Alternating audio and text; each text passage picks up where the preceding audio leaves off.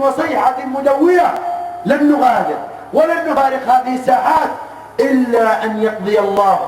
بفناء هذا النظام وسقوط فنونه إلى أن